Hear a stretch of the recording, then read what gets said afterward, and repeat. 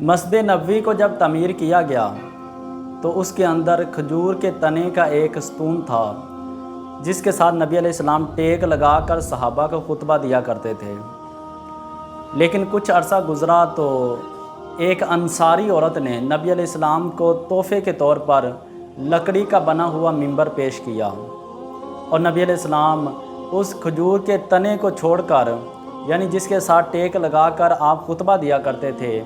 اس کو چھوڑ کر لکڑی کے بنے ہوئے جو منبر تھا اس کے اوپر کھڑے ہو کر نبی علیہ السلام نے خطبہ پڑھا۔ جب نبی علیہ السلام نے خطبہ پڑھنا شروع کیا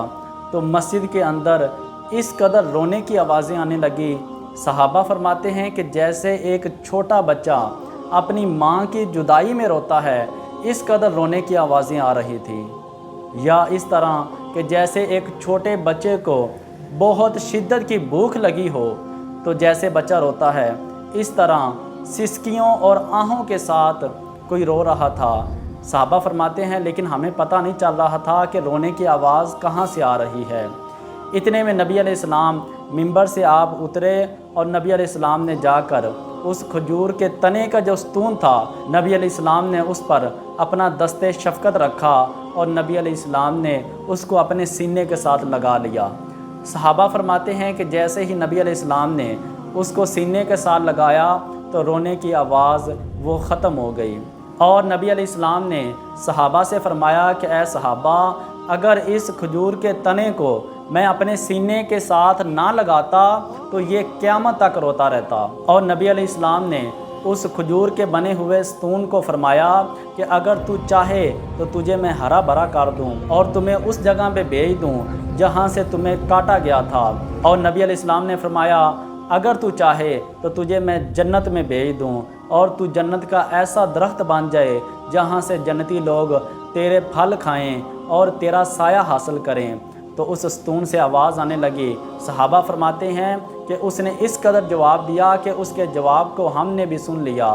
اس کھجور کے ستون نے عرض کی یا رسول اللہ، میں یہ پسند کرتا ہوں کہ مجھے جنت میں بھیج دیا جائے۔ پھر نبی علیہ السلام نے اس ستون کو زمین کے نیچے دفن کر دیا، اور نبی علیہ السلام نے فرمایا کہ یہ اب جنت میں چلا گیا ہے اور جنتی لوگ اس کا پھل کھائیں گے اور اس کا سایہ حاصل کریں گے۔ تو صحابہ نے پوچھا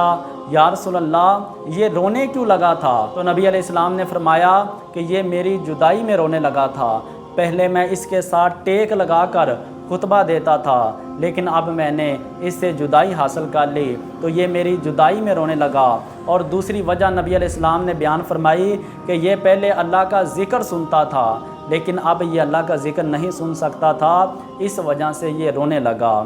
حضرت انس فرماتے ہیں کہ ایک کھجور کا تنا ہو کر نبی علیہ السلام کی جدائی میں رو رہا تھا۔ ہم تو پھر نبی علیہ السلام کے امتی ہیں، ہم نبی علیہ السلام کے فراق میں، نبی علیہ السلام کی جدائی میں کیوں نہ روئیں؟ وہ امتی جس کے لیے نبی علیہ السلام ساری زندگی ربی حبلی امتی ربی حبلی امتی کی دعائیں کرتے رہے۔ نبی علیہ السلام دنیا میں تشریف لائے تو ربی حبلی امتی کی صدائیں، اور نبی علیہ السلام آپ نے جب اس دنیا سے ظاہری وصال فرمایا اس وقت بھی ربی حبلی امتی کی صدائیں نبی علیہ السلام کی زبان پر تھیں، اور قیامت کے دن بھی اللہ عز و جل کی بارگاہ میں نبی علیہ السلام سجدہ ریز ہو جائیں گے اور اللہ عز و جل کی بارگاہ میں دعا کریں گے ربی حبلی امتی ربی حبلی امتی، امتی امتی لب پہ جاری رہا،